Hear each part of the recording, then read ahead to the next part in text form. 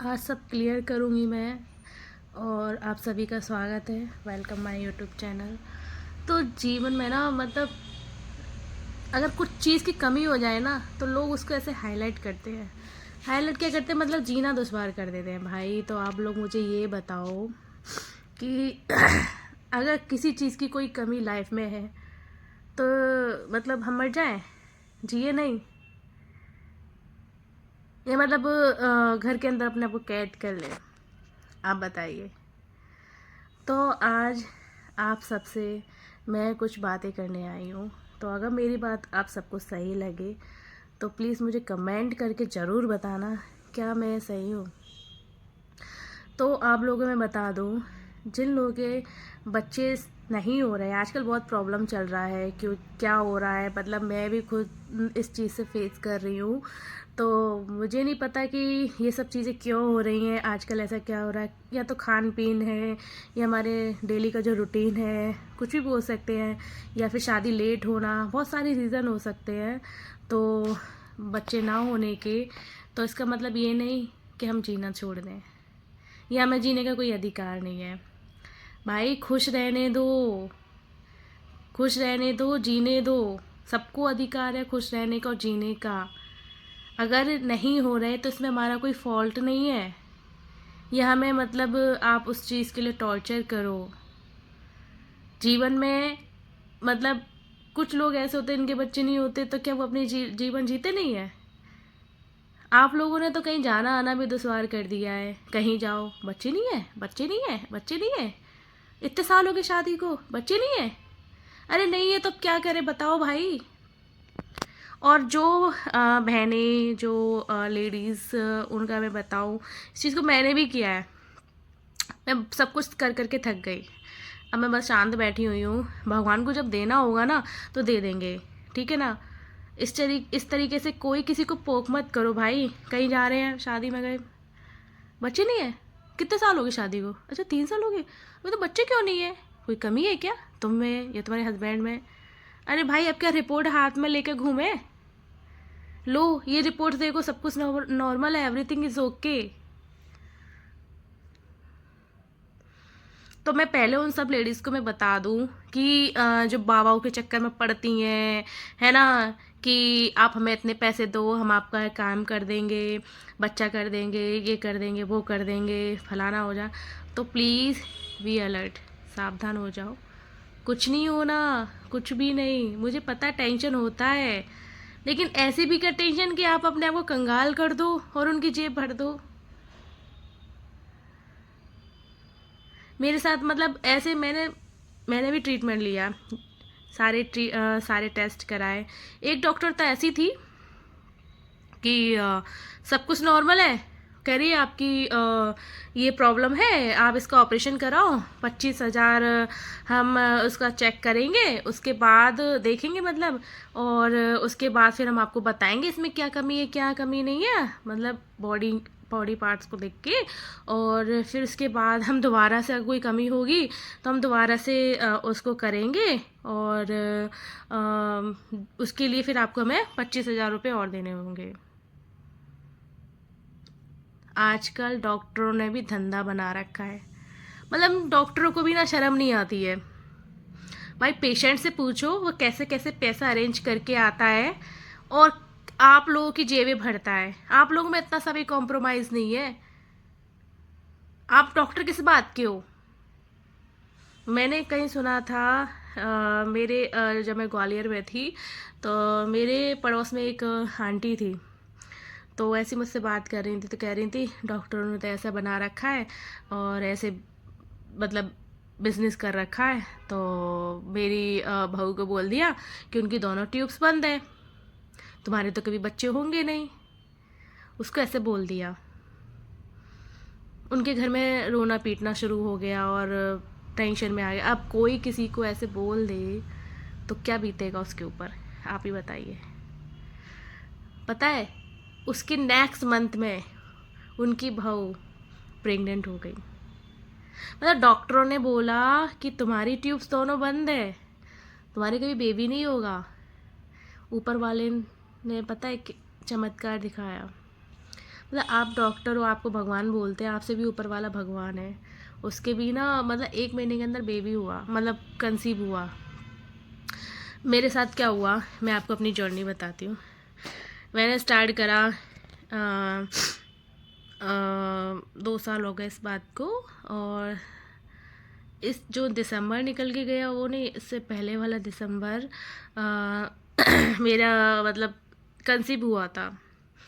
तो उसमें क्या हुआ कि जो मुझे सिम्टम्स आ रहे थे, मुझे मतलब हो रहा था, तो मैं डॉक्टर के पास गई।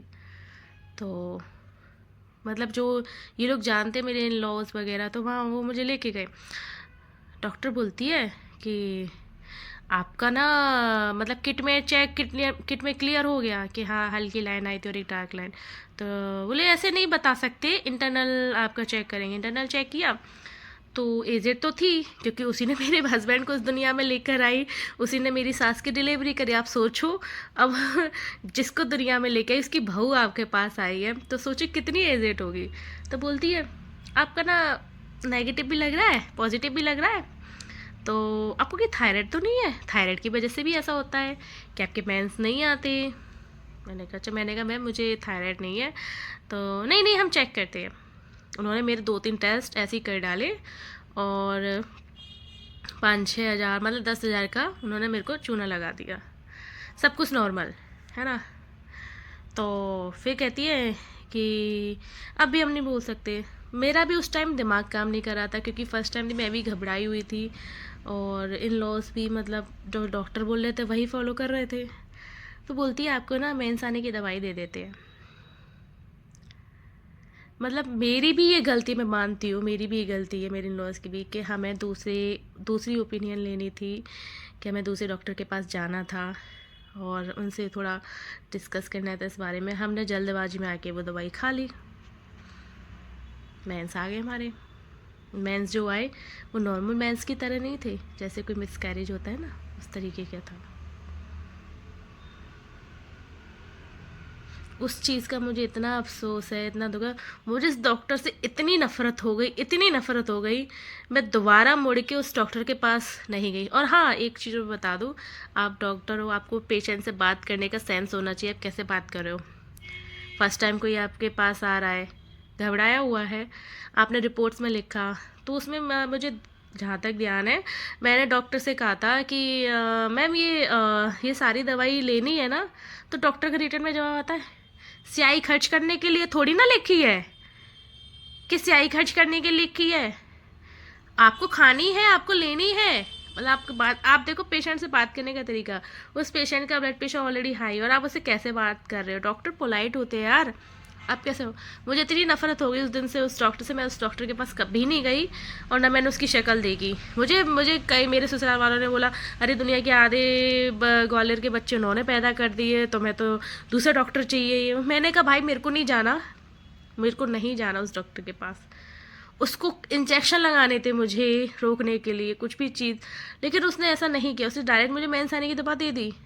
हम तो डॉक्टर को भगवान समझते हैं, आप थोड़ा वेट करती, हमारी भी गलती है, उससे ज़्यादा गलती तो फिर उनकी भी है ना।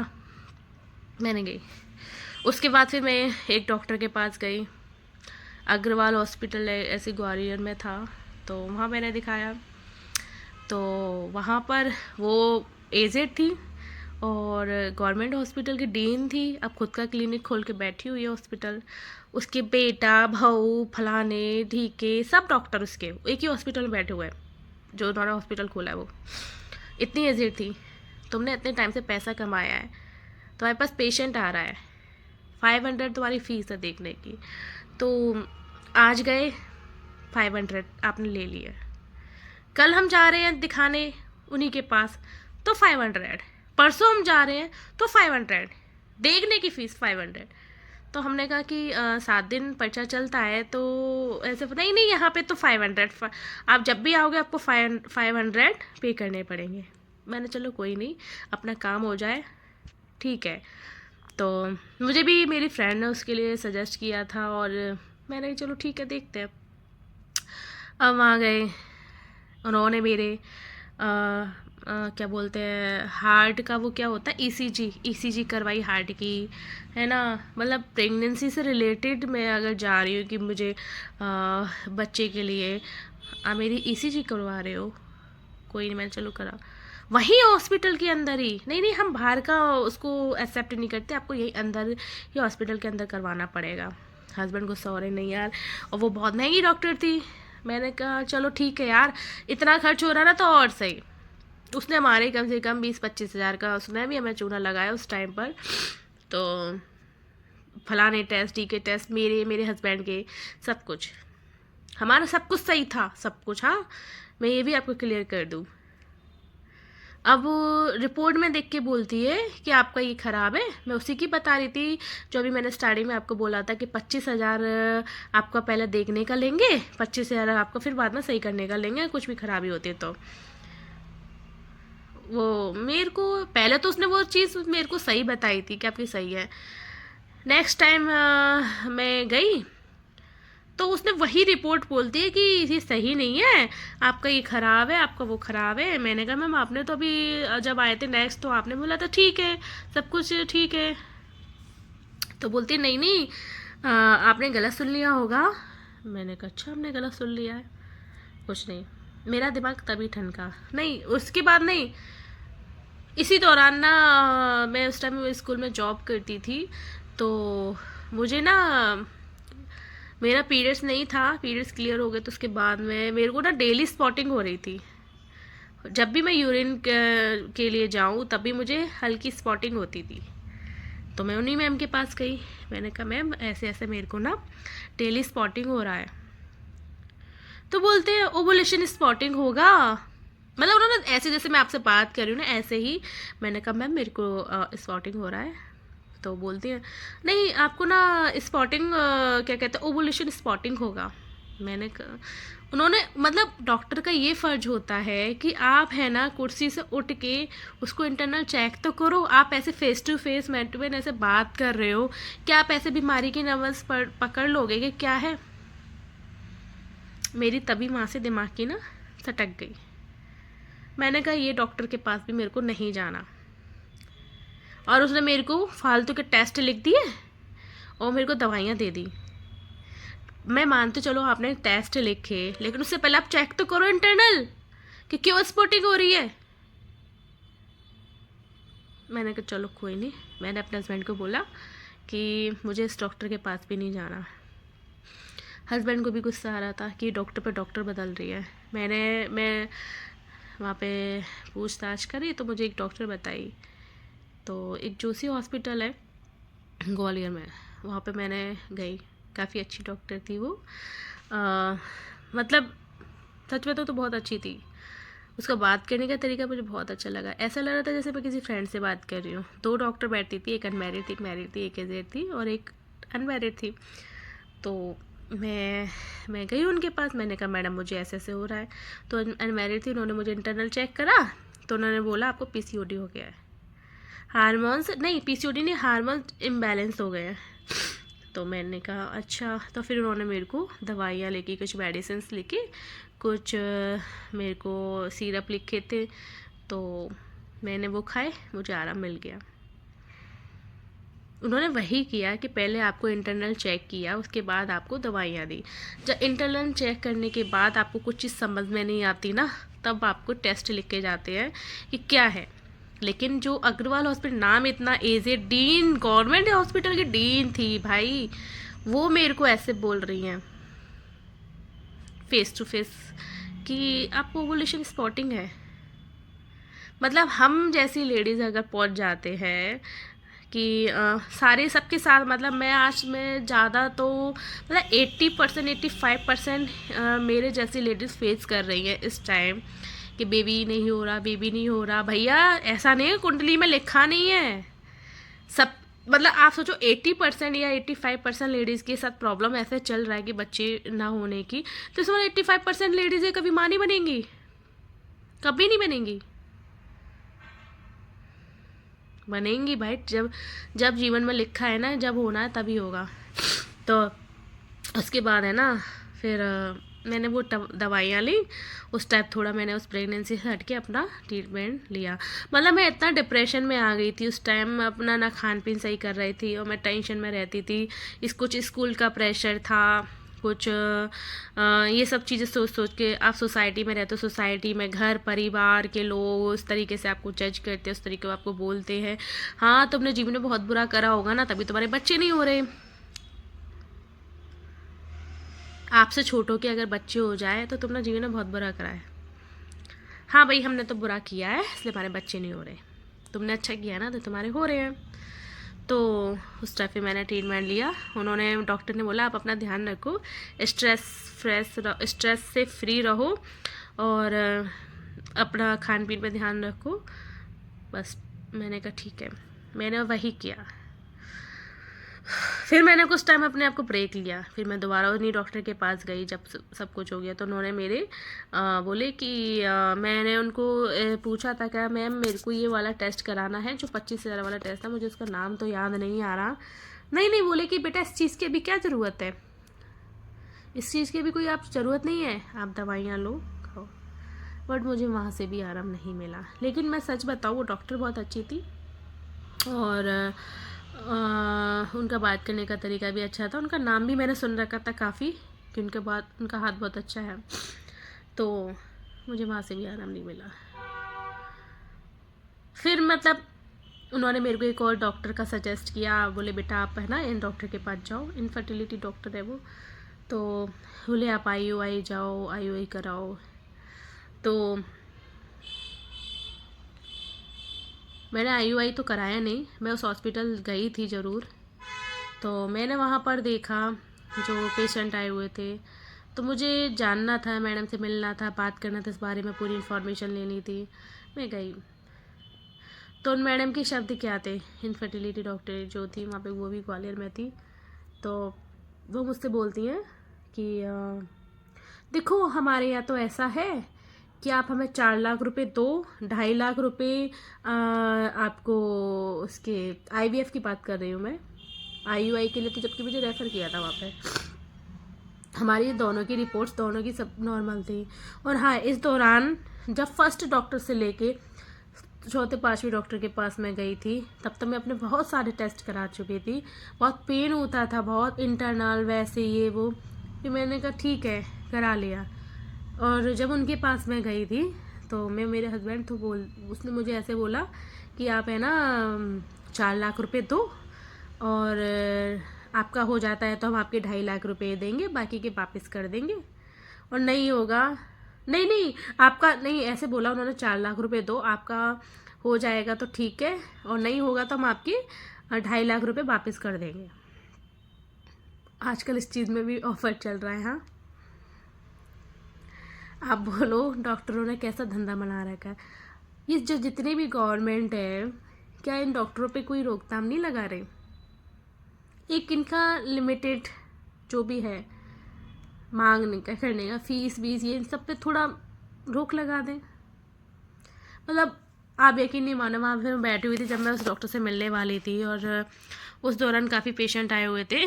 तो एक पेशेंट आई थी जिसने अपना IUI कराया था, वो सेकंड बार उसने IUI कराया था। तो मैं उससे ऐसी बात कर रही थी, तो मैंने पूछा उससे, मैंने आपका IUI हुआ है कि हाँ, तो मैंने हो गया सक्सेस। तो बोले कि दीदी मेरा सेकंड टाइम था, फर्स्ट टाइम मेरा फेल हो गया, सेकंड टाइम भी फेल हो गया। मैंने कितना खर्चा आया था? बोले कि दोनों को मिला के 50-60 हज़ार रुपये। मैंने कहा अच्छा। बोले इस दौरान मेरे इंजेक्शन बहुत लगे, इंजेक्शन लग लग के मेरे गांठें हो गई हैं। मैंने कहा अच्छा कुछ नहीं। तो मैंने कहा अब कि मेरा जो मैंने सेकंड IUI कराया था वो मेरा फेल हो गया। तो मैंने उनसे बोला, सॉरी एक सेकंड रुकना। तो मैंने उनसे बोला कि आपका सेकंड टाइम है? बोले हाँ। तो मैं बोले मेरा ये भी फेल हो गया। तो मुझसे वो बोलती पता छूटते क्या, कि दीदी आप तो अभी आए हो, फर्स्ट टाइम आए हो यहाँ पर मैडम से मिलने। मैं यहाँ पर आती हूँ, जब भी आती हूँ, और मेरे से ही गलती होगी जो मैंने IUI कराया। और मैं यहाँ आ गई, काफ़ी लेडीज़ आती जिन्होंने IUI कराया, उनका फेल ही होता है यहाँ पर क्या मतलब फेल ही होता है। बोले कि हम तो पैसे से भी ऐसे ही हैं और हमारा ऊपर से ऐसे हो गया, अब आप बताएं दीदी हम क्या करें, हमने कैसे जैसे तैसे करके हमने IUI कराया। तो मैंने कहा मैंने उनसे बोला कि मैंने कहा IUI, तो मैंने कहा चलो 100 में से 20% तो सक्सेस हो जाता है। तो बोले होता है, पर यहाँ पे तो मैंने किसी का नहीं देखा।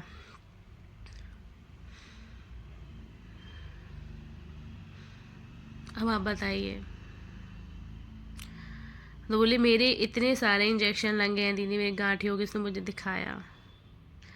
और उससे बोलती है कि मेरी सारी रिपोर्ट्स नॉर्मल थी, मैडम ने मेरा बोला आपको ठीक है। पहली बार में तो बोलती है कि हाँ हो जाएगा हो जाएगा, और दूसरी बार में जब मैं आज तीसरी बार दिखाने तो बोलती है कि आप जैसी लेडीज़ों का अगर मैं करूँ तो अभी हम तीसरी बार और चांस लेंगे, और है ना अब हम तुम्हारी ट्यूब्स की जांच करेंगे, ये होगा।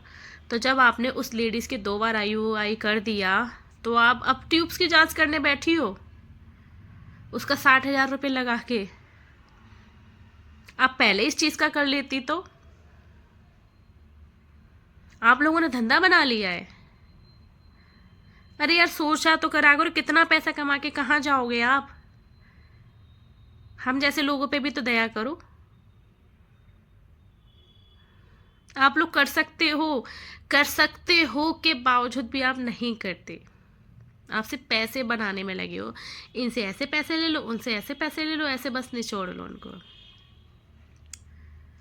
क्यों आजकल ये डॉक्टर इतने घिर गए हैं ना, मैं सभी की तो नहीं बोलूँगी, एक दो को छोड़ के इतने गिर गए हैं पैसे बनाने के लिए। और हाँ उस टाइम मैं बैठी हुई थी, तो उस टाइम एक ऐसे पेशेंट थे जो लेबर टाइप थी, और उनको एक इंजेक्शन दिया था। 2900 रुपये का इंजेक्शन था जो फ्रीज में रखना था। तो नर्स पूछती है उससे कि आपके घर में फ्रीज़ है, बोले हमारे घर में फ्रीज़ नहीं है। आपने उन्हें 2900 रुपये का इंजेक्शन दिया है, क्या आप चाहते भी ना तो आप उसमें से थोड़ा सा उसको कम कर सकते थे, है ना। आप ऐसे लोगों के लिए भी तो दया कर सकते हो। मानते हैं कि इनके लिए गवर्नमेंट बना है, लेकिन गवर्नमेंट में वैसा ट्रीटमेंट नहीं मिल रहा।